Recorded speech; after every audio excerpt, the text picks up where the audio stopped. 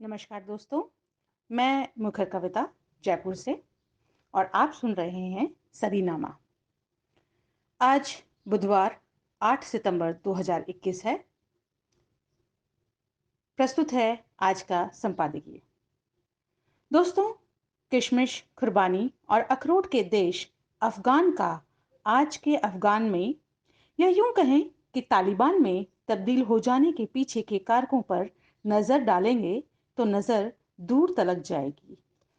इसी विषय के मद्देनजर पेश है आज का संपादकीय। अफगान समस्या के नायक नहीं है पश्चिमी देश। ब्रिटिश ब्रॉडकास्टिंग सर्विस बीबीसी पर रविवार को एक दिलचस्प घटना घटी। एक विख्यात शिक्षाविद को चैनल के एंकर ने ठीक उस समय हटा दिया जब उसने अफगानिस्तान में अमेरिकी और पश्चिमी समर्थित सरकार के खिलाफ तालिबान को पाकिस्तान द्वारा दी गई सहायता के बारे में विस्तार से बताया। ये थे क्रिस्टीना फेयर।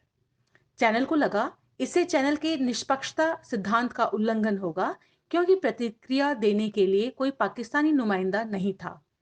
लेकिन यह कोई रहस्य नहीं है कि तालिबान को पाकिस्तानी सरकार से मदद मिल रही है। तालिबान इस समर्थन को स्वीकार करता है और पाकिस्तान को अपना दूसरा घर कहता है। पाकिस्तानी मंत्री भी अफगानिस्तान में जीत का जश्न मनाने पहुंचे हैं। यह स्पष्ट नहीं है कि किसी को हटाने से किसी भी तरह से नीति का उल्लंघन कैसे होगा, लेकिन यह घटना उस चीज पूरी तरह उजागर करती है जिसे हम हमेशा से जानते हैं। अफगानिस्तान में पश्चिमी देश नायक नहीं है। यह अंधविश्वास ही है कि संयुक्त राज्य अमेरिका और पश्चिमी देशों ने पाकिस्तान को अपने भरोसेमंद सहयोगी के रूप में समझना जारी रखा। इसी पाकिस्तान ने अफगानिस्तान में अमेरिका समर्थित सरकार को कमजोर किया। ओसामा बिन लादेन कांड को पाकिस्तान कभी पचा नहीं पाया। एक और पश्चिमी देशों ने दावा किया कि वे एक मध्ययुगीन सेना के खिलाफ युद्ध छेड़ रहा है जो देश में शरिया कानून लागू करना चाहती है और अफगानिस्तान में महिलाओं और अल्पसंख्यकों पर अत्याचार करना चाहती है। दूसरी ओर वे अपने सहयोगी के रूप में उसी देश के साथ थे जो जिहादियों की मदद कर रहा था। कहने की जरूरत नहीं है कि पश्चिमी मीडिया का पाकिस्तान की भूमिका को उजागर करने के लिए उत्सुक नहीं होने का एक प्राथमिक कारण है कि ऐसा करने से उनकी अपनी सरकारों का दोहरापन उजागर हो जाएगा। और यह बिल्कुल स्पष्ट है कि पश्चिमी देशों ने अफगानिस्तान में अपनी गलतियों से अभी भी कुछ नहीं सीखा। काबुल हवाई अड्डे पर हुए हमले के कुछ ही दिनों बाद अमेरिका के सीनेटर लिंडसे ग्राहम पाकिस्तान के लिए खुलकर बल्लेबाजी कर रही थी। अफगानिस्तान में किसी भी स्थायी समाधान में पाकिस्तान शामिल होना चाहिए।